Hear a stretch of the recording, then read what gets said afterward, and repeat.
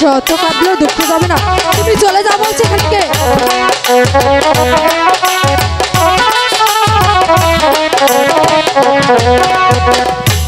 শত কাঁদলে দুঃখ যাবে না, শত কাঁদলে দুঃখ যাবে না। শুনো কাজল গো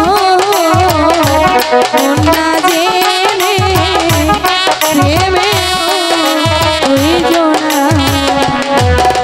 আচ্ছা তাজেল, তুমি হলে বাদশাহজাদি, তোমাকে বিশেষ কিছু বলার অধিকার আমার নেই। অবশ্যই, এ রাজ্যের কারণে।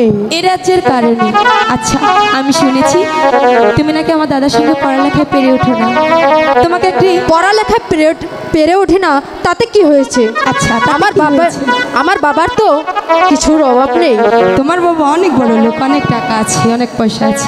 আচ্ছা বলো তো, একটি মাঝি কয়টি নৌকা বাইতে পারে?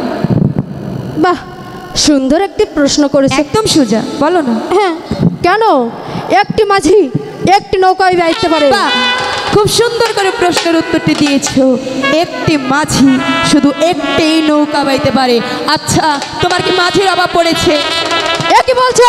একদমই চুপ। তোমার যদি এতই মাঝির অভাব পড়ে থাকে, এখানে দেখো সন্ধ্যা মাঝি রয়েছে। তোমার যে কয়টা লাগে চুপ। আর যদি তোমার না হয় আমার সঙ্গে এসো, তোমার যে কয়টা লাগে আমি তোমাকে দেবো। আর যদি তুমি আমার দাদা দিকে চোখ তুলে তাকিয়েছো, তোমার চোখ দুটো লুপ নিতে বাধ্য হবো। কথাটি তোমার মনে রেখে দিও।